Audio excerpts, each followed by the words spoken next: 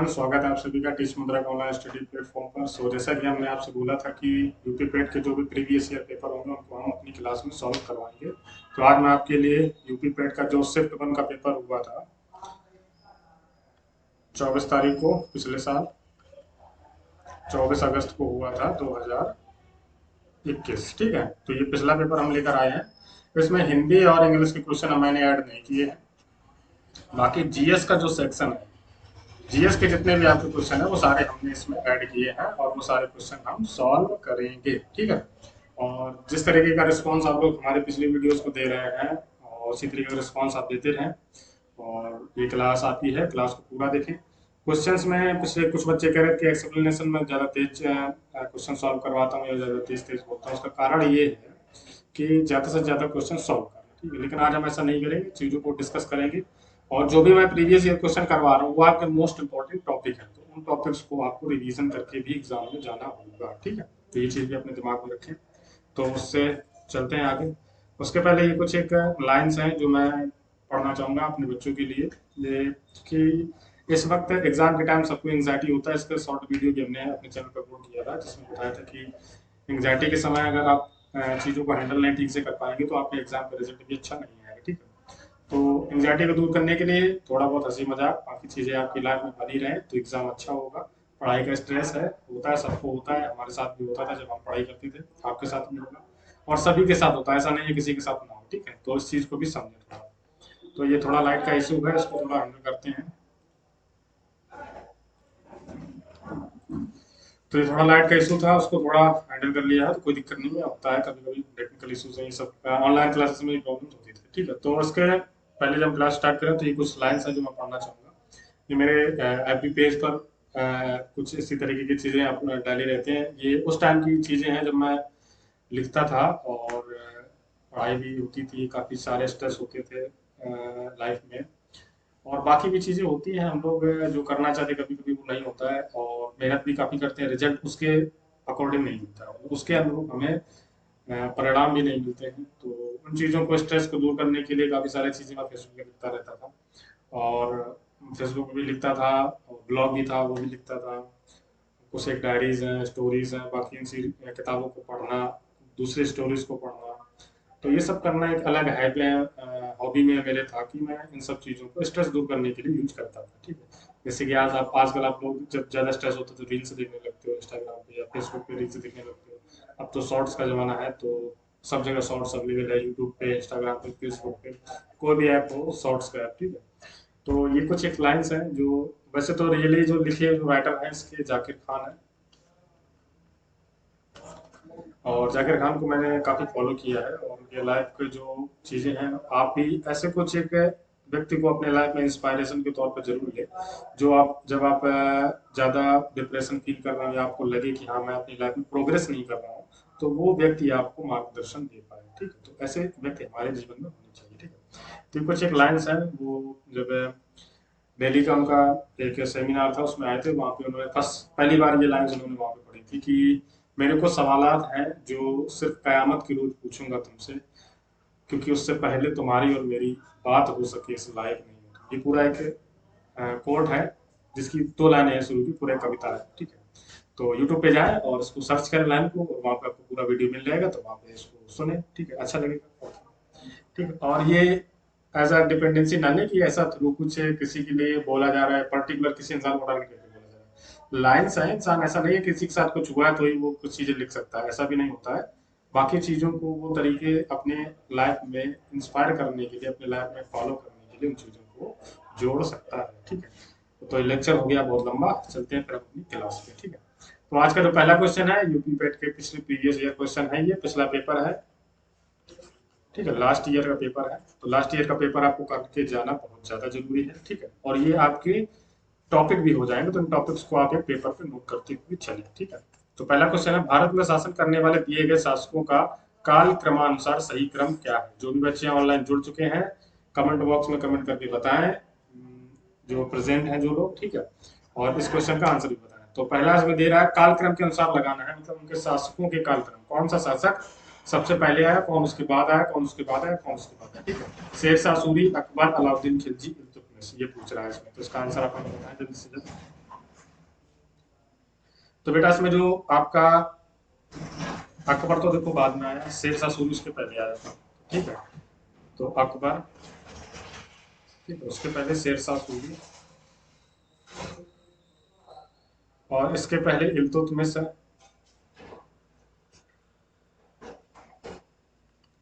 फिर आपका आता है अलाउद्दीन खिलजी।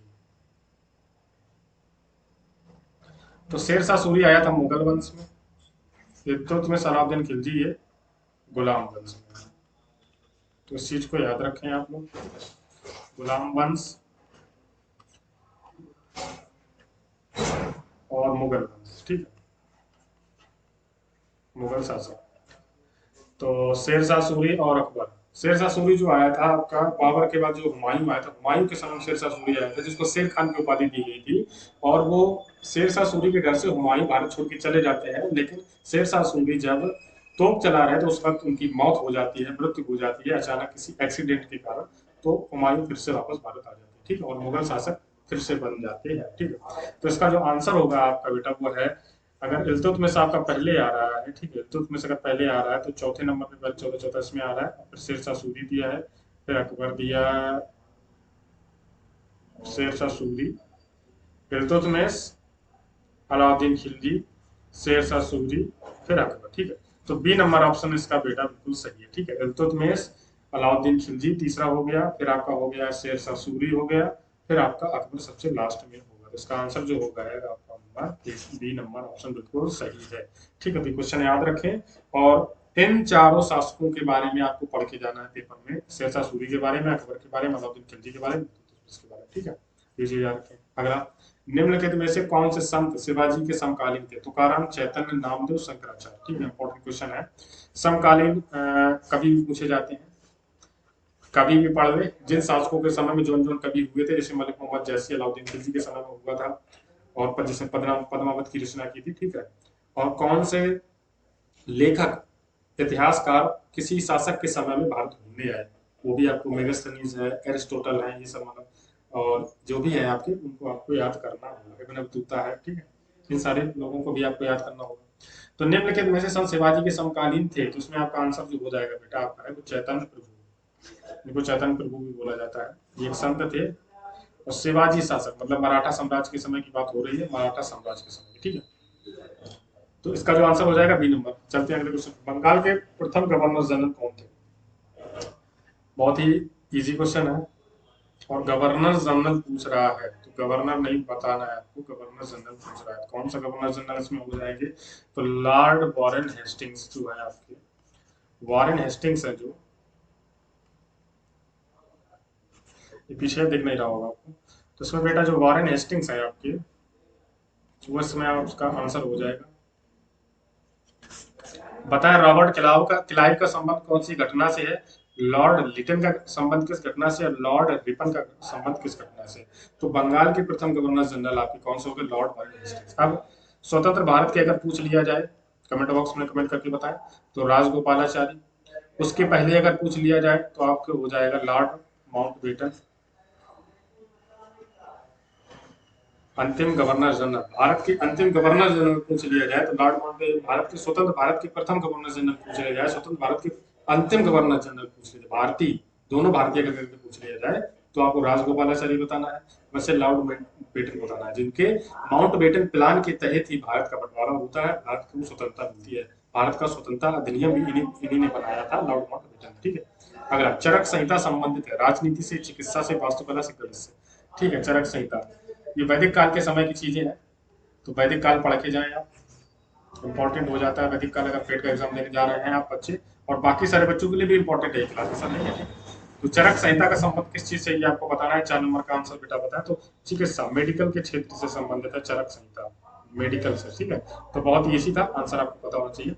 निम्नलिखित में से कौन सा जोड़ा सही नहीं है? बीसी 261 कलिंग का युद्ध, 78 में शक संवत, 622 में मुस्लिम युग की शुरुआत, 1709 में औरंगजेब की मृत्यु, ठीक है। तो इसमें आपको बताना है कौन सा गलत है, कौन सा गलत है, इसमें आपको बताना है। तो इसमें बेटा आपका हो जाएगा जो औरंगजेब की मृत्यु से पूछ रहा है, तो औरंगजेब की मृत्यु 1709 में नहीं हुई है, औरंगजेब की जो मृत्यु होती है 1707 में होती है,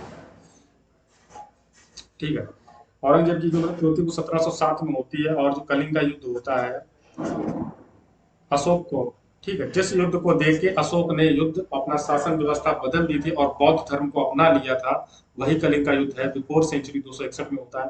शक संवत की शुरुआत जो होती है एडी 78 से होती है। 622 एडी से मुस्लिम युग की शुरुआत होती है। तो ये सारी चीजें याद रखें, ठीक है। अगला, इनमें से किसे भारत का ग्रांड ओल्ड मैन के नाम से जाना जाता है? दादा भाई नौरोजी, डब्ल्यू सी बनर्जी, फिरोज शाह मेहता, सुरेंद्र नाथ बनर्जी। तो बहुत इजी क्वेश्चन है। दादा भाई नौरोजी को the great grand old man of India बोला जाता है, ठीक है। तो इस चीज को याद रखें। अगला क्वेश्चन, सन 1915 एवं 16 में किसके नेतृत्व में दो होम रूल लीग शुरू हुई? एनी बेसेंट, लोकमान्य तिलक, तिलक लाला लाजपत राय, तिलक बिपिन चंद्र पाल, तिलक और अरविंद घोष। 7वें नंबर क्वेश्चन का आप आंसर बताएं हमें थोड़ा एक्सप्लेन करके। तो भी बच्चे जान रहे हैं जल्दी से बताएं। इस वक्त तक आपके गांधी भी भारत आ चुके थे, ठीक है। तो हो सकता है पिछले कुछ क्वेश्चन में आपको मैं दिखाई ना दे रहा हूँ, तो उसका कोई रीजन है कि मैंने वीडियो रिमूव कर दिया था, तो आपको नहीं दिख रहा होगा, ठीक है। तो इस क्वेश्चन का आंसर मैं पूछ रहा था आपसे, इसका आंसर बताएं। सन 1915 एवं 16 में किसके नेतृत्व में दो होम रूल लीग शुरू हुई थी, ठीक है।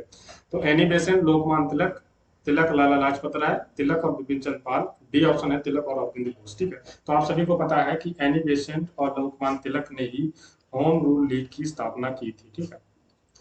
होम रूल लीग की स्थापना की थी, ठीक है। और 1914 तक ही आपके गांधी भी भारत आ चुके थे। 9 जनवरी को, जिसको 9 जनवरी को जिसको भारत प्रवासी दिवस भी मनाया जाता है, ठीक है। उसके साथ ही 1917, 1918, 1918 उन्होंने 3 बहुत ही महत्वपूर्ण आंदोलन भी किए। चंपारण, खेड़ा, अहमदाबाद, ठीक है। तो अहमदाबाद इसमें पहले, खेड़ा इसमें बाद में, ये भी पूछ लिया जाएगा, ठीक है। तो एनी बेसेंट कांग्रेस की स्थापना में भी सहायक थी। 1885, हाँ ठीक है, 1885 में एनी बेसेंट एयू होम की अध्यक्षता में ही आपका जो है कांग्रेस की स्थापना होती है, ठीक है। उसके बाद 1915-16 में, ठीक है, जब ये 1917 में कांग्रेस जो विभाजन हो जाता है, कांग्रेस 2 भागों में बट जाती है, उसको साथ में लाने के लिए होम रूल लीग की स्थापना होती है, जिसमें एनी बेसेंट और लोकमान्य तिलक साथ में काम करते हैं। और जो आपका है लखनऊ अधिवेशन के तहत जिसका स्प्लिट हुआ था, सूरत अधिवेशन में कांग्रेस एक दूसरे से अलग हो गए थे, लखनऊ अधिवेशन में वो एक साथ फिर से मिल जाते हैं, एक साथ मिलकर काम करने के लिए तैयार हो जाते हैं। विभाजन हुआ था, दो दल में विभाजन हुआ था, गरम दल और नरम दल, ये चीज आपको पता होगी, ठीक है। चलते हैं फिर आपसे अगले क्वेश्चन में। हो सकता है थोड़ा वीडियो में बफरिंग वगैरह हो, तो उसको थोड़ा मैनेज कर लेना, कोई दिक्कत नहीं है। चलते हैं अगले क्वेश्चन में। निम्न का मिलान करें। ब्रह्म समाज, स्वामी विवेकानंद, रामकृष्ण, दयानंद सरस्वती। किस समाज की स्थापना किस महान व्यक्तित्व ने की है? ये चीज आपसे पूछी जा रही है, ठीक है। तो जल्द से जल्द बताएं। 8 नंबर का आंसर,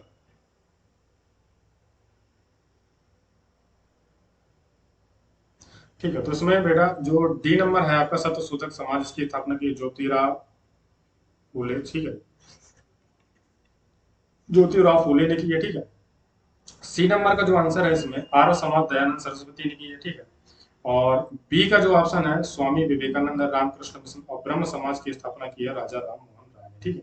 तो ब्रह्म समाज राजा राम मोहन राय, याद कर लें एक बार फिर से। ब्रह्म समाज राजा राम मोहन राय, रामकृष्ण मिश्र, स्वामी विवेकानंद की किताबें भी हैं, कर्मयोग, कर्मयोगी, ठीक है। आर्य समाज की स्थापना की दयानंद सरस्वती, सत्यशोधक समाज की ज्योतिराव फूले, ठीक है। इतना याद रखें, मोस्ट इंपॉर्टेंट। और इन व्यक्तित्व के बारे में इनकी जो मोस्ट इंपॉर्टेंट किताबें हैं उनको भी पढ़ के जाएं एग्जाम में, ठीक है। करो या मरो का नारा किसने दिया था, ये चीज पूछ रहा है, तो बताएं जल्द से जल्द। सरदार पटेल, जवाहरलाल नेहरू, सुभाष चंद्र बोस, महात्मा गांधी, ठीक है। इजी क्वेश्चन है, जल्द से जल्द आंसर दें हमें, ठीक है। सारा सिस्टम से इसी चल रहा है, चेक करना पड़ता है, क्योंकि होता क्या है कभी कभी वीडियो एग्जिट हो जाता है और रिकॉर्डिंग तो होती रहती है, वीडियो में आप नहीं दिखाई दूंगा, दिक्कत हो जाएगी। वैसे देखूं ना देखूं खासा फर्क तो पड़ता नहीं, मैं आपके क्वेश्चन मोस्ट इंपोर्टेंट इसमें। करो या मरो का नारा किसने दिया था, बताएं जल्दी से। तो महात्मा गांधी ने दिया था करो या मरो का नारा 1942 में भारत छोड़ो आंदोलन के दौरान, ठीक है। सरदार पटेल का नारा कौन सा है, जवाहरलाल नेहरू का नारा कौन सा, सुभाष चंद्र बोस का नारा कौन सा, कमेंट बॉक्स में कमेंट करके बताएं जल्द से जल्द, ठीक है। जब सुभाष चंद्र बोस ने भारतीय राष्ट्रीय कांग्रेस के अध्यक्ष पद से इस्तीफा दिया, तो इस पद का प्रस्ताव किसने दिया था? सुभाष चंद्र बोस जब कांग्रेस की अध्यक्षता का चुनाव लड़ते हैं तो वो चुनाव जीत जाते हैं, ठीक है, और इस पद से वो इस्तीफा भी दे देते, इस्तीफा देने के बाद वो जर्मनी चले जाते हैं, ठीक है, जर्मनी जाने जाते हैं और वहां पे वो आजाद हिंद फौज की स्थापना करते हैं।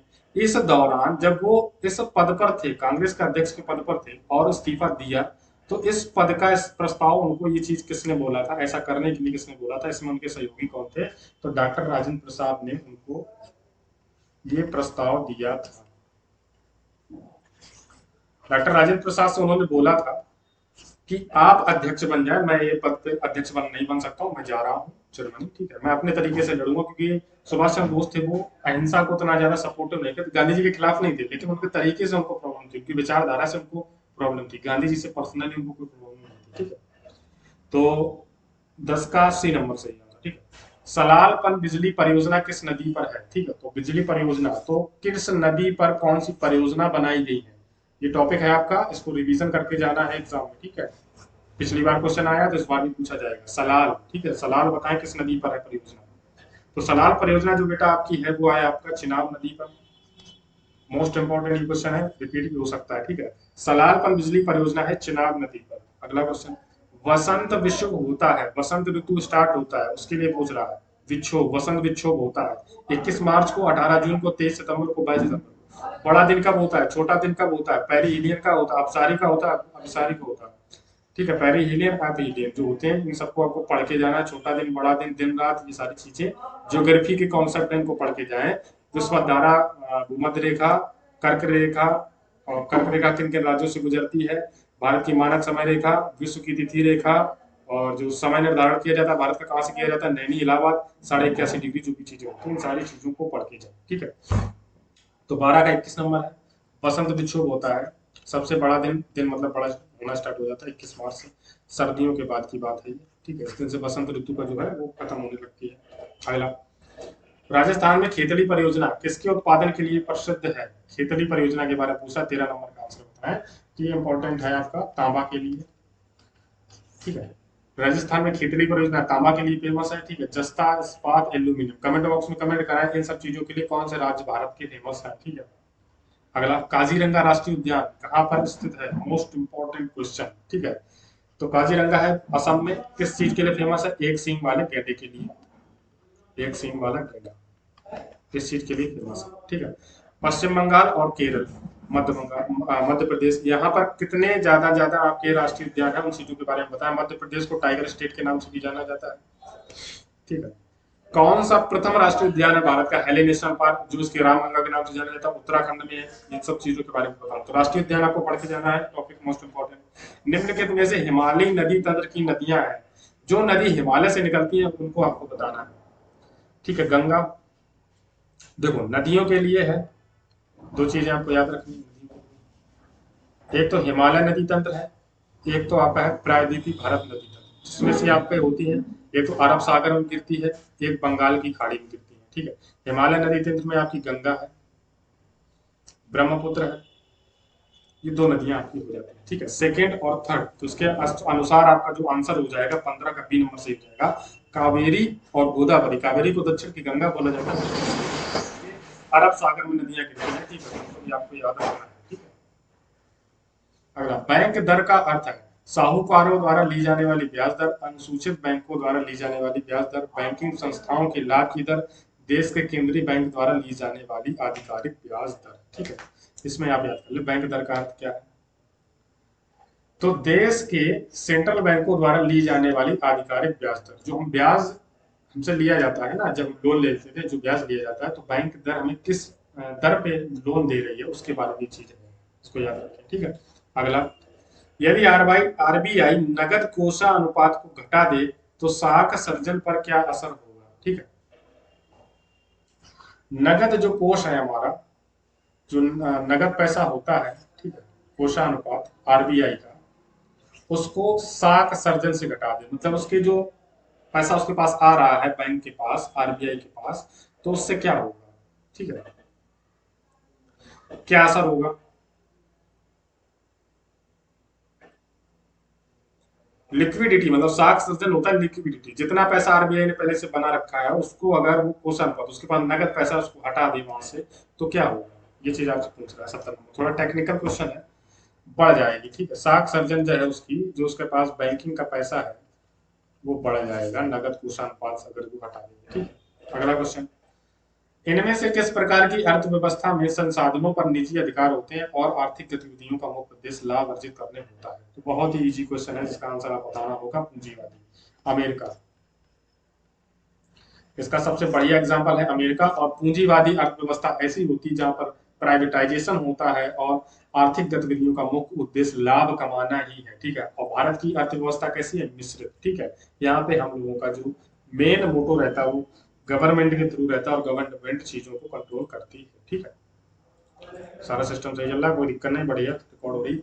100 रुपए का नोट किसके द्वारा हस्ताक्षरित होता है? आरबीआई गवर्नर के द्वारा, भारत के राष्ट्रपति द्वारा, वित्त मंत्री, वित्त सचिव के द्वारा। 100 रुपए का नोट होता है, इजी क्वेश्चन है। तो आरबीआई के गवर्नर के द्वारा, ठीक है। और वित्त मंत्री के द्वारा जो साइन किया जाता है वो सिक्के होते हैं, ठीक है।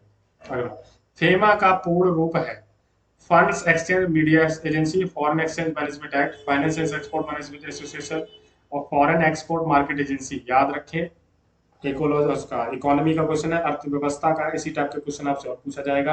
एटीएम का फुल फॉर्म, डेबिट कार्ड का फुल फॉर्म, बाकी जो चीजें हैं उनके बारे में आपको पता करना होगा, पता करके चलना होगा, टेक्निकल वर्ड है, ठीक है। 20 नंबर का आंसर बताएं जल्द से जल्द। तो बी नंबर इसका सही है, फॉरेन एक्सचेंज, जो विदेशी मुद्रा का बदलाव होता है। जैसे कि हम डॉलर कमा के लाए अमेरिका से, भारत में मुद्रा बदलाव करनी है तो किस एक्ट के तहत होगा? फॉरेन एक्सचेंज मैनेजमेंट एक्ट, ठीक है, फेमा। अगला, भारत के संविधान में जन स्वास्थ्य एवं स्वच्छता किसमें शामिल है? राज्य सूची में, समवर्ती सूची में, संघ सूची में। कितनी सूचियां होती हैं? 3 प्रकार की, राज्य सूची, समवर्ती सूची, संघ सूची। तो उसी प्रकार से इसमें पूछ रहा है कि जन स्वास्थ्य एवं स्वच्छता किसके अंडर आता है? 21 नंबर।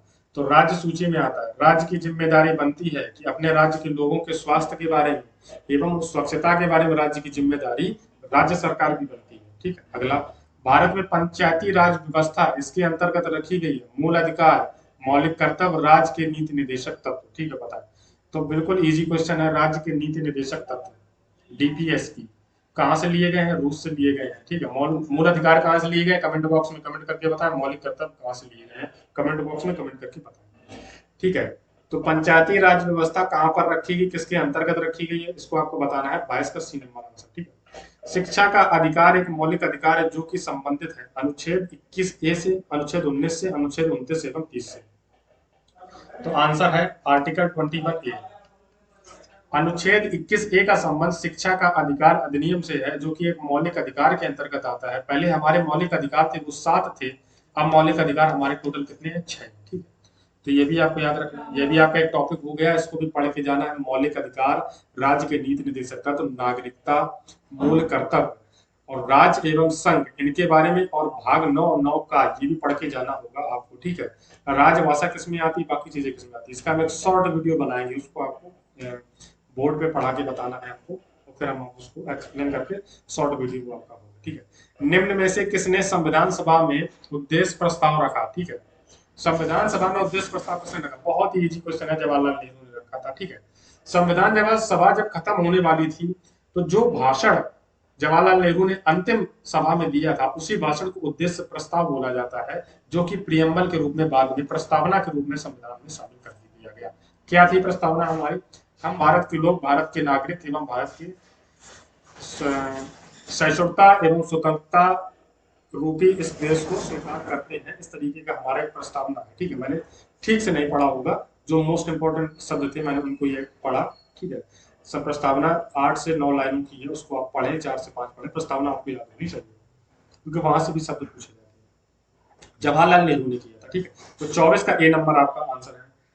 भारतीय संविधान के किस अनुच्छेद में अल्पसंख्यकों के हित के बारे में बात है? अल्पसंख्यक कौन होते हैं? जैसे कि कोई एक राज्य है, वहां पे 100 लोग रहते हैं, 100 लोगों में 80 लोग हिंदू हैं और 20 लोग मुसलमान हैं, ठीक है। तो ये 20 लोग जो है वो अल्पसंख्यक हो गए, ये जो 20 लोग हो गए, ठीक है। 80 लोग हैं वहां पे, ठीक है, अरे सॉरी, अरे यार, 100 लोग हैं वहां पे, 80 लोग हिंदू हो गए, 20 लोग मुसलमान हो गए, तो ये 20 लोग हैं जो आपके मुसलमान, ये अल्पसंख्यक हो जाएंगे, ये जो है अल्पसंख्यक हो जाएंगे, ठीक है। तो इसका वर्णन किस अनुच्छेद में किया गया है वो चीज आपको बतानी है, तो इसका आंसर है आपका सी नंबर, आर्टिकल 29, याद रखें आर्टिकल 21 शिक्षा के अधिकार से संबंधित है। किसी भी जाति धर्म समुदाय के व्यक्ति को शिक्षा का अधिकार होगा। आर्टिकल 21 ए उसी के तहत जोड़ दिया गया कि मूल अधिकार बना दिया गया। ठीक है, अगला, ठोस चालक में धारावाहक होते हैं, ये साइंस के क्वेश्चन आ गए। ठीक है, प्रोटॉन न्यूट्रॉन मुक्त इलेक्ट्रॉन, जो ठोस चालक होती है जैसे ठोस लोहा होता है उसमें धारा का जो प्रवाह होता है, धारा के चालक होते हैं वो कौन होते हैं? प्रोटॉन होते हैं, न्यूट्रॉन होते हैं, मुक्त इलेक्ट्रॉन होते हैं। 26 नंबर का आंसर बताएं। सी नंबर मुक्त इलेक्ट्रॉन, फ्री इलेक्ट्रॉन होते हैं। इसी वजह से हमें लोहे में करंट बहुत तेजी से लगता है, लकड़ी में करंट नहीं लगेगा जब तक कि लकड़ी गीली ना हो। ठीक है, क्योंकि धारा जो चालक का धारावाहक होगा वो मुक्त इलेक्ट्रॉन उसको चाहिए, मुक्त इलेक्ट्रॉन होंगे तभी धारा का प्रभाव हो सकता है, प्रोटॉन न्यूट्रॉन नहीं हो सकते। ठीक है, प्रकाश वर्ष किसके मापन की इकाई है? एक वर्ष में मापी गई रॉकेट की गति, एक वर्ष में निर्वात में ध्वनि द्वारा चली गई, एक वर्ष में निर्वात में प्रकाश द्वारा चली गई दूरी। बिल्कुल सही है, प्रकाश वर्ष, सी नंबर सही है आंसर। अगला क्वेश्चन, ब्लीचिंग पाउडर का रासायनिक नाम इसमें से क्या है? Calcium sulphate, calcium oxychloride, sodium bicarbonate, sodium chloride. NaCl नमक का हो जाता है। सोडियम बाइकार्बोनेट जो आपका खाने वाला सोडा हो जाता है, सी नंबर है इसमें। और ब्लीचिंग पाउडर की बात कर रहा है तो उसमें 28 नंबर को जो आंसर आपका होगा बेटा वो आपका बी नंबर आंसर होगा, कैल्शियम ऑक्सीक्लोराइड, इसको ब्लीचिंग पाउडर बोलते हैं। कैल्शियम सल्फेट आपका हो जाता है जो आपके बैटरीज, हाँ बैटरीज, कैल्शियम सल्फेट जो बोलते हैं ब्लीचिंग पाउडर, जिप्सम, जिप्सम इसको सीमेंट बोलते हैं। ठीक है, कैल्शियम सल्फेट इसको बोलते हैं जिप्सम, जिप्सम के काम आता है सीमेंट, सीमेंट में मिलाते हैं। ठीक है, 18 कैरेट सोने में खरे सोने का प्रतिशत है कितना होता है बताएं? 29 नंबर। 24 कैरेट जो होता है गोल्ड, हमारा 24 कैरेट का गोल्ड होता है वो 100% गोल्ड होता है। ठीक है, 18 कैरेट का जो गोल्ड होता है वो 75% उसमें सोना मिला हुआ होता है, तो इस चीज को याद रखें। ठीक, ये हो गया आपके साइंस के क्वेश्चन। साइंस के क्वेश्चन ऐसे ही आएंगे तो पता कर बिल्कुल पढ़ के जाए, जो मेन मेन क्वेश्चन है आपकी प्रीवियस ईयर आपने पढ़े इसी से टॉपिक से मिला के पढ़े। फिजिक्स क्वेश्चन ज्यादा थे। संतरे में बहुत ज्यादा में होता है, बहुत मात्रा में संतरे में पाया जाता है विटामिन सी। ठीक है, ए रेटिनॉल होता है, बी आपका बेरी बेरी, एस्कॉर्बिक एसिड। अगला, कितने भारतीय राज्य नेपाल से सीमा साझा करते हैं? 61 नंबर इसलिए आ गया क्योंकि बीच में थोड़े आपके हिंदी के क्वेश्चन, इंग्लिश क्वेश्चन मैंने हटा दिए, मैथ के कुछ क्वेश्चन थे हटा दिए। ठीक है, यहाँ पे सिर्फ हम जीएस की क्लास ले रहे हैं तो जीएस के क्वेश्चन ही सॉल्व करने की कोशिश करेंगे। कितने भारतीय राज्य नेपाल से सीमा साझा करते हैं बताएं? कितने भारतीय राज्य नेपाल से सीमा साझा करते हैं? 61 नंबर का आंसर बताएं हमें। ए 5, 5 भारतीय राज्य हैं जो नेपाल से सीमा साझा करते हैं। 5 कितने भारतीय राज्य नेपाल से सीमा साझा करते हैं तो उसमें बताएं हमें। पश्चिम बंगाल हो जाएगा, ठीक है, अरुणाचल प्रदेश हो जाएगा, सिक्किम हो जाएगा, असम हो जाएगा, भूटान हो जाएगा। ठीक है, 5 याद रखें। और 5 के तौर पे अगर पूछ लिया जाए तो पश्चिम बंगाल है, असम है, भूटान है, सिक्किम है और आपका अरुणाचल प्रदेश है। अब ये भी क्वेश्चन को पलट के यही सेम क्वेश्चन आपसे पूछ लिया जाएगा कि निम्न में से कौन सा राज्य जो नेपाल से सीमा साझा नहीं करता? तो ये पांचों आपको पता है तो लगा लेंगे, क्वेश्चन यहीं से बन सकता है नया अगले पेपर में। निम्न में से कोस्टा रिका की राजधानी कौन सी है? कोस्टा रिका की राजधानी पूछ रहा है, वर्ल्ड जियोग्राफी का क्वेश्चन है ये। 62 नंबर क्वेश्चन बताया हमने, तो 62 का बेटा हो जाएगा बी नंबर, सान जोस। ढाका बांग्लादेश की है, भारत की दिल्ली है, चाइना की बीजिंग है। अगला, केंद्र शासित प्रदेश लक्षद्वीप की आधिकारिक भाषा निम्न में से क्या है? तमिल, मलयालम, ग्रेट अंडमानी, सिंहला। सिस्टम सही चल रहा है, यस बिल्कुल सही है। केंद्र शासित प्रदेश लक्षद्वीप की आधिकारिक भाषा निम्न में से है कौन सी है? 63 नंबर का आंसर बताएं। 63 का जो है मलयालम, बी नंबर। लक्षद्वीप की जो आधिकारिक भाषा है वो मलयालम है। उत्तर प्रदेश की आधिकारिक भाषा हिंदी है, ठीक है, और द्वितीय भाषा उर्दू है। उत्तर प्रदेश का राष्ट्रीय फूल पलाश है, राष्ट्रीय, और वो बताएं हमें वृक्ष बताएं, बरगद हो जाता है। और राष्ट्रीय वो बताएं जीव, जलीय जीव डॉल्फिन हो जाता है। ठीक है, भारत के संविधान के अनुसार लोकसभा के सदस्यों की अधिकतम संख्या क्या है? अधिकतम संख्या पूछ रहा है, अधिकतम मोस्ट इंपॉर्टेंट क्वेश्चन है। 552, वर्तमान में 543 और वैसे 545, जिसमें हम 2 नॉमिनेटेड वाले रखते हैं, मनोनीत वाले। ठीक है, तो 552 इसका आंसर हो जाएगा। अगला क्वेश्चन, हिंदी दिवस कब मनाया जाता है? तो हिंदी दिवस आपको बताना है, 14 सितंबर को मनाया जाता है। बिल्कुल इजी क्वेश्चन है, तो दिवस भी पढ़ के बनाए। 1 अक्टूबर को विश्व शाकाहारी दिवस मनाया जाता है, विश्व शाकाहारी दिवस। ठीक है। 26 नवंबर, 26 नवंबर यहाँ पे होना चाहिए था, 2 नवंबर है, 26 नवंबर भारतीय संविधान दिवस मनाया जाता है, कॉन्स्टिट्यूशन डे मनाया जाता है। 3 अक्टूबर को मनाया जाता है जर्मन एकता दिवस। 14 सितंबर को हिंदी दिवस। ठीक है। अगला, इनमें से कौन सा देश सार्क का सदस्य देश नहीं है? नेपाल, बांग्लादेश, अफगानिस्तान, म्यांमार, बताना है। 66 का, तो डी नंबर म्यांमार नहीं है। सार्क देश समूह के लिए नेपाल है, बांग्लादेश है, अफगानिस्तान है। ठीक है। अगला नंबर, निम्नलिखित में से कौन किस स्थान पर अजंता एलोरा की गुफाएं हैं? तो औरंगाबाद, महाराष्ट्र, महाराष्ट्र का औरंगाबाद। ठीक है। इजी क्वेश्चन है, अजंता एलोरा की गुफाएं। बाकी जो ऐतिहासिक स्थल है उसके बारे में आपको पढ़ के जाना होगा पेपर में, टॉपिक है ये आपका, बन जाता है बढ़िया। ओणम किस भारतीय राज्य केंद्र शासित प्रदेश का सांस्कृतिक उत्सव है? सॉरी, थोड़ा पढ़ने में हिंदी थोड़ा पढ़ने में काफी डिफिकल्टी होती है मुझे, पता नहीं, पहले हिंदी अच्छी हुआ करती थी, अब हिंदी बिल्कुल खराब हो गई, क्योंकि इंग्लिश के तौर पे ज्यादा चीजें पढ़ने की कोशिश की है और अभी भी इंग्लिश में ही पढ़ते हैं। तो हिंदी अच्छा है, इतना अच्छा है कि आपको पढ़ा लें, बस इतना ही अच्छा है, ज्यादा अच्छा नहीं है। ओणम किस भारतीय राज्य केंद्र शासित प्रदेश का सांस्कृतिक उत्सव है? ठीक है। असम, केरल, तमिलनाडु, कर्नाटक। ठीक है, इसको आपको बताना है, तो 68 नंबर का आंसर आप हमें बताएं। केरल, और कथकली, केरल मोस्ट इंपॉर्टेंट। अगला, निम्नलिखित में से कौन सा ग्रह सूर्य के सबसे नजदीक है? तो बताएं बेटा, बुध, पता होगा। My very educated mother just serves us नमकीन, तो यहाँ पे हो जाएगा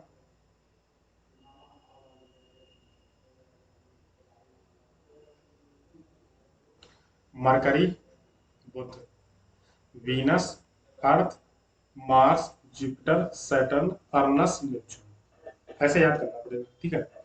माई very educated mother just serve us नमकीन। कमेंट बॉक्स में कमेंट करके बताएं बच्चे, जिन लोगों ने ये हमसे टॉपिक पढ़ा है ऑफलाइन क्लास में। नोबेल पुरस्कार जीतने वाले प्रथम एशियाई कौन थे? सीवी नमन, राजीव गांधी, रविन्द्रनाथ टैगोर, मदर टेरेसा। तो 1911 में गीतांजलि पुस्तक के लिए रविन्द्रनाथ टैगोर ने ये चीज जीती थी। ठीक है, 1911 में।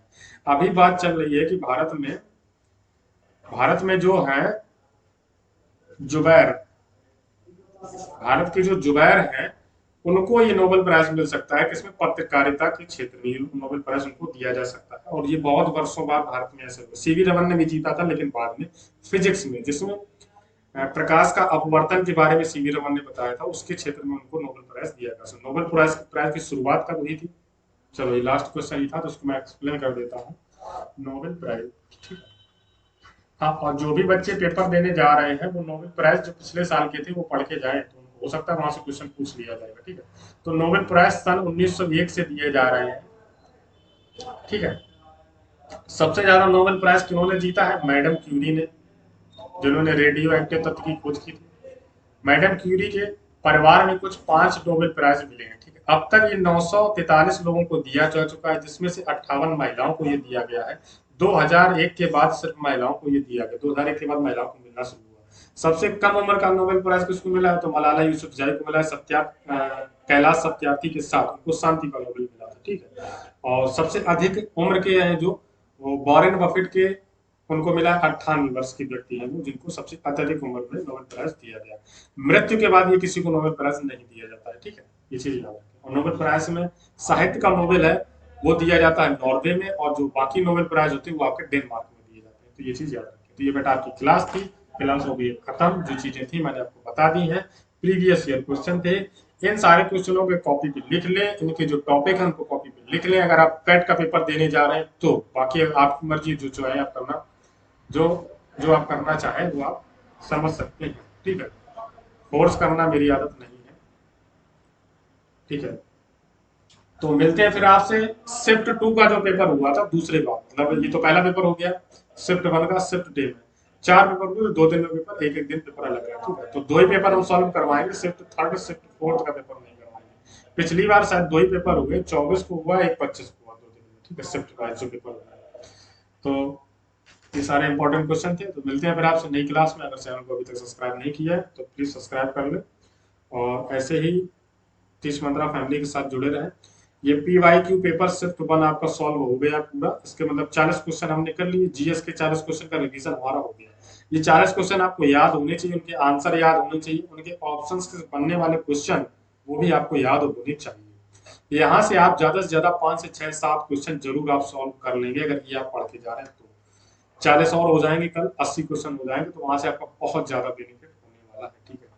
शॉर्ट जो वीडियोस हैं, जैसे संविधान के भाग क्या होते हैं, संविधान की अनुसूचियां क्या होती हैं, मौलिक अधिकार का एक अलग वीडियो, मौलिक कर्तव्य का एक अलग वीडियो, ये सारे मैं बोर्ड पे करवाऊंगा। उसका वीडियो मैं कल से अपलोड करना स्टार्ट करूंगा, वो शॉर्ट के तौर पर वीडियोस होंगे। ठीक है। तो मिलते हैं फिर आपसे नई वीडियो में, तब तक के लिए साइनिंग ऑफ, गुड बाय, और ऐसे ही हंसते रहे, मुस्कुराते रहे।